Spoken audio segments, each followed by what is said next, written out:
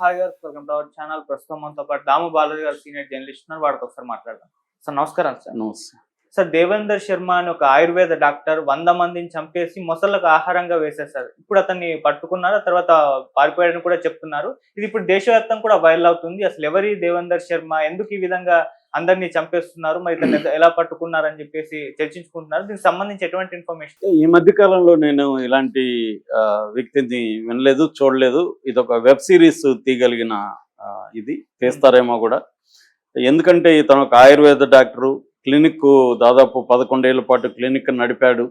అలాంటి వ్యక్తి దాదాపు 100 మందిని చంపి మొసళ్ళకు ఆహారంగా వేశాడు అనే వార్త ఇప్పుడు వైరల్ అవుతుంది. ఎందుకంటే అతను 2 ఏళ్ల నుంచి జైలు నుంచి తప్పించుకొని 2 ఏళ్లుగా ఎస్కేప్ అయ్యాడు. 6 నెలల నుంచి అతన్ని ఢిల్లీ క్రైమ్ బ్రాంచ్ వేటాడి పట్టుకున్నారు. అతను ఒక ఆశ్రమంలో, రాజస్థాన్లో ఒక ఆశ్రమంలో పూజారి గెటప్లో తప్పించుకున్నాడు ఇన్ని రోజులు. ఇప్పుడు ట్రేస్ చేసి మొన్న అరెస్ట్ చేశారు. సో ఇది సంచలనం సృష్టిస్తుంది. అసలు ఎవరి డాక్టరు, ఎందుకు ఇంతమందిని చంపాడు, ఎలా ఎస్కేప్ కాగలిగాడు, ఫైనల్గా ఎలా పట్టుకున్నారు, అతనికి ఏ రకమైన శిక్షలు పడ్డాయి, మళ్ళీ జైలు నుంచి ఎలా తప్పించుకున్నాడు, మళ్ళీ ఇప్పుడు ఎలా దొరికాడు అనే విషయాలు మనం చెప్పుకుందాం. సో ఇతని పేరు దేవేందర్ శర్మ. ఇతను పురవేలి అని అలీగఢ్, యూపీ, ఉత్తరప్రదేశ్లో పుట్టాడు. వీళ్ళ నాన్న ఫార్మాసిటికల్ కంపెనీ బీహార్లో సివాన్ బీర్ అనే చోట పనిచేశాడు ఒక కంపెనీలో. దాంతో సహజంగానే ఇతను కూడా మెడికల్ ఫీల్డ్లోకి దించాలని వాళ్ళ నాన్న ట్రై చేస్తే ఎంబీబీఎస్ రాలేదు ఇతనికి. దాంతో ఇతను BAMS చేర్పించాడు, bachelor of ayurvedic medicine and surgery. 1984లో బీహార్ యూనివర్సిటీ నుంచి ఇతను BAMSలో గ్రాడ్యుయేట్ అయ్యాడు. అయిన తర్వాత ఇతను జనతా క్లినిక్ అని బందికొయి, రాజస్థాన్లో తనకు తెలిసిన వాళ్ళు ఉంటే అక్కడ జనతా క్లినిక్ అని ఒక ఆయుర్వేద క్లినిక్ పెట్టాడు. అది దాదాపు 11 ఏళ్ల పాటు బాగానే నడిచింది. అయితే ఇతనికి ఆ డబ్బులు సరిపోలేదని చెప్పి వేరే వ్యాపారాలు చేద్దామని చెప్పి ఇతను ఒక గ్యాస్ ఏజెన్సీ తెరిచాడు. 92లో గ్యాస్ ఏజెన్సీ డీలర్షిప్ తీసుకున్నాడు, ఓపెన్ చేశాడు. కానీ అతను ఆ డీలర్షిప్లో కొంతమంది ఇతన్ని సప్లయర్స్ వాళ్ళు మోసం చేశారు. దాంతో ఇతనికి భారీ లాస్ వచ్చింది. అప్పులు చేసి పెట్టేశాడు, భారీ లాస్ వచ్చింది. ఈ అప్పులు ఎలా తీర్చాలి, హాస్పిటల్లో లాస్ వచ్చేసింది, ఇది కూడా గ్యాస్ ఇది పోయింది, ప్రెజర్ పెరుగుతుంది. ఈ క్రమంలో ఇతనికి కొంతమంది క్రిమినల్స్ సంబంధాలు వచ్చాయి. వాళ్ళు ఒక సలహా ఇచ్చారు, సార్ మేము కొంతమంది మనుషులు తీసుకొస్తాం, కిడ్నీలో ర్యాకెట్ స్టార్ట్ చేద్దాం అని చెప్పారు. సో ఈయన అది బాగానే అనిపించింది. ఒక కిడ్నీ సర్జరీ చేస్తే ఈయనకి 5 నుంచి 7 లక్షలు వస్తుంది. సో ఇది మంచిగా ఉందని చెప్పి కిడ్నీల ర్యాకెట్ మొదలుపెట్టాడు. సో వీళ్ళు వెళ్ళడం, కొన్నిసార్లు ఏమో ఎవరికో అవసరం ఉంటే వాళ్ళకి కొంత డబ్బులు ఇచ్చి తీయడం, కొన్నిసార్లు ఎవరిని పట్టుకొని వచ్చేయడం. ఎవరో ఒంటరిగా కనబడతారు, వాళ్ళని పట్టుకొచ్చేసి వాళ్ళకి మత్తు ఇచ్చేసి వాళ్ళ కిడ్నీ తీసేసి వదిలేసేయడం ఎక్కడ, ఇలా చేయడం మొదలుపెట్టారు. ఇలా దాదాపు 125 మందికి కిడ్నీలు తీసేసుకున్నారు ఈ డాక్టర్. అది కూడా అతనికి ఏమైందంటే వన్స్ క్రైమ్లోకి వెళ్ళినాక అది ఆగదు కదా, దాహం ఆగదు.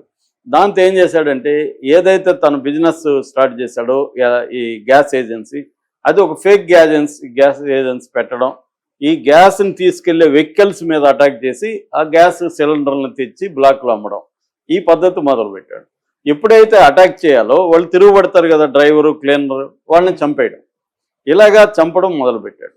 ఈ చంపినప్పుడు ఏంటంటే సిలిండర్లు ఎందుకు, వెహికల్ వ్యాపారం కూడా చేయొచ్చు కదా అనేది ఇతను ఐడియా వచ్చింది.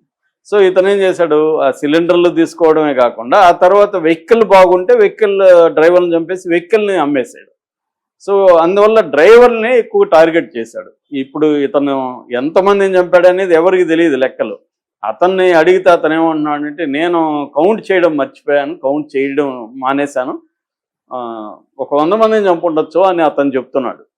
అయితే ఇతను ఒక టీంను ఫామ్ చేసుకోవడం, హైవేలలో ముందు బుక్ చేసుకుంటారు వీళ్ళు, ఒక లారీనో ట్యాక్సీనో బుక్ చేసుకోవడం, వాడిని ఐసోలేటెడ్ ప్లేస్కి తీసుకెళ్ళడం, అక్కడ వాడిని గొంతు పిసికి కానీ లేకపోతే కత్తులతో పొడిచి కానీ ఒక్కోసారి తలలు నరికేసి కానీ చంపేసి వాళ్ళని బాడీలు దొరకకూడదని చెప్పి హజార్ కెనాల్ అని ఉంది ఉత్తరప్రదేశ్లో కాస్గంజ్ అనే ఏరియాలో హజార్ కెనాల్ ఉంది. అందులో కెనాల్లో ముసళ్ళు ఎక్కువ ఉంటాయి, అందులో పోయి పడేయడం. సో ముసళ్ళు తినేస్తాయి.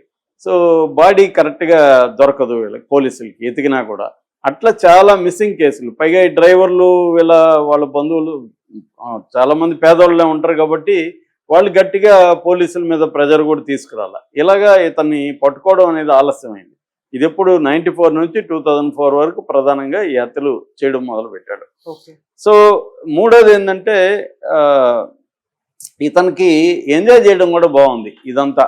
అంటే తన పరమ శక్తివంతుడిలాగా ఫీల్ అవుతున్నాడు. ఈ ఫీల్స్ లైక్ ఏ గాడ్. అంటే నేను అనుకుంటే ఎవరినైనా చంపగలను అన్న ఒక ఇది వచ్చింది, మనీ వచ్చింది. ఈ లోపల భార్య వాళ్ళ పిల్లలు కూడా ఈ గొడవల్లో అరెస్ట్లు అవ్వడం, జైలుకి పోవడం, మళ్ళీ రావడం ఇవన్నీ జరిగాయి. ఏది ప్రూవ్ కాలే కాబట్టి బెయిల్ వచ్చేస్తాయి ఇతనికి.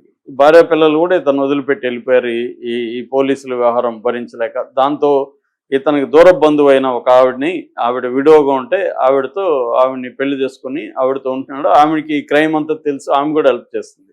అలాంటి బ్యాచ్ దొరికింది ఇతనికి. సో ఇలాగా ఇతను ఏమైందంటే దాదాపు మొత్తం 21 కేసుల్లో ఇతను 21 మర్డర్లు మాత్రమే పోలీసులు ఎస్టాబ్లిష్ చేయగలిగారు జరిగాయని చెప్పి. అందులో ఇతనికి ఒక 7 మర్డర్లలో రకరకాల శిక్ష పడింది. గుర్గాం కోర్టు ఇతనికి మరణ శిక్ష కూడా వేసింది. అయినా ఇతను తప్పించుకోగలిగాడు. ఇతను ప్రధానంగా ఏంటంటే జైపూర్ జైల్లో ఉన్నాడు, సెంట్రల్ జైల్లో, తర్వాత తిహార్ జైల్లో ఉన్నాడు. 2023లో తిహార్ జైల్లో ఇతను సత్ప్రవర్తన అని చెప్పి ఇతనికి పెరోల్ ఇచ్చారు. బయట మామూలుగా లైఫ్ పడిన వాళ్ళకి కూడా పెరోల్ ఇస్తారు. అలాగే పెరోల్ మీద వచ్చి ఇతను ఎస్కేప్ అయిపోయాడు. సో అప్పటి నుంచి దొరకలేదు. ఇతనికి ఏంటంటే తెలివితేటలు, రకరకాల గెటప్స్ మార్చగలడు. గుండు కొట్టుకోవడం, లేకపోతే ముస్లిం లాగా యాక్షన్ వేసుకోవడం, లేకపోతే హిందూ పూజారి లాగా జందెమ వేసుకొని తిరగడం, ఇలాగా ఇతనికి రకరకాల వేషాలు అలవాటు ఉందన్నమాట. రెండోది ఇతని నెట్వర్క్ చాలా మంది తెలుసు, ఇతనికి డబ్బులు ఉన్నాయి. సో ఆ డబ్బుల ద్వారా చాలా మంది హెల్ప్ తీసుకొని కూడా పోలీసులకి ఎస్కేప్ అయ్యి వెళ్తున్నాడు. ఇలాగా ఇప్పుడు మొన్న 19న ఇతను రాజస్థాన్లోని ఒక ఆశ్రమంలో ఒక పూజారి వేషం వేసుకొని అక్కడ ప్రశాంతంగా ఉంటున్నాడు. మంచిగా ఆడ వేళకు భోజనం పెడుతున్నారు, మంచిగా భజనలు చేసుకుంటూ ఉంటున్నాడు. ఎందుకంటే జైలు కంటే ఇది బెటర్ అని. అప్పుడప్పుడు ఇతను బయటికి వెళ్ళి రావడం, వేరే ఇతనికి తెలిసిన క్లినిక్లో పోయి పనిచేయడం అవి కూడా చేస్తున్నాడని చెప్తున్నారు. సో ఇతన్ని పోలీసులు అడిగినప్పుడు ఏమాత్రం పశ్చాత్తాపం లేదు అతనికి. ఇది ఒక సర్జరీలు చేసినట్టు మనిషిని చంపడం కూడా సర్జరీ లాగా అనుకుంటున్నాడు అతను. సో ఇతని పేరు డాక్టర్ డెత్ అని పేరు పెట్టారు ఇతనికి, ఒక చావు డాక్టర్ అని. అంటే ఈ మనుషులను మామూలుగా డాక్టర్ అయితే బతికించాలి, కానీ ఈ డాక్టర్ ఏం చేస్తున్నాడు, చంపడమే ధ్యేయంగా ఇతను మారిపోయాడు. సో ఇతన్ని డాక్టర్ డెత్ అని పేరు పెట్టారు. ఇప్పుడైనా ఇతనికి పెరోల్ ఇవ్వకుండా జైల్లోనే పెట్టాలని డిమాండ్ చేస్తున్నారు ఈ బంధువులు. ఇతనికి పెద్దవాళ్ళని చంపుంటే ఇతని మీద ప్రెజర్ ఉండేది. ఓన్లీ డ్రైవర్లని, ట్రక్ డ్రైవర్లు, ట్యాక్సీ డ్రైవర్లు మాత్రమే ఇతను ప్రధానంగా చంపాడు అని చెప్తున్నారు. సో ఇంకా దాదాపు 80 మంది వివరాలు కానీ, 80 కేసుల వివరాలు కానీ రాలేదు. ఓన్లీ 21 మంది విషయాలనే చేశారు పోలీసులు కూడా. ఇది ఏంటంటే ఇంటర్ స్టేట్ వ్యవహారాలు. ఒక రాష్ట్రంలో చంపుతాడు, ఇంకొక దగ్గర దాన్ని పడేస్తాడు. ఈ పోలీసుల కోఆర్డినేషన్ ఇవన్నీ కూడా కష్టమైన. ఇతను ఏంటంటే బాగా ప్లాను, టెక్నికల్గా అండర్స్టాండింగు, తర్వాత మంచి టీము, ఇవన్నీ ఉండడం వల్ల కూడా ఆర్గనైజ్డ్. ఒకటే చేస్తే ఇవి చేయలేడు, ఆర్గనైజ్డ్గా కూడా చేస్తున్నాడు.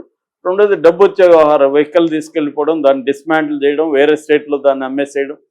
ఇలాగా ఇతను ఒక నెట్వర్క్ని పెట్టుకొని దాదాపు 100 మందిని చెప్పాడు. మిగతా వాళ్ళని కూడా అరెస్టులు చేశారు కొంతమంది అబ్స్కాండ్ అయిపోయినారు. ఇతనికి ఇప్పుడు 67 ఏళ్ళు. ఇతను మళ్ళీ దొరకగలిగాడు, పట్టుకోగలిగారు 2-3 ఏళ్ళు.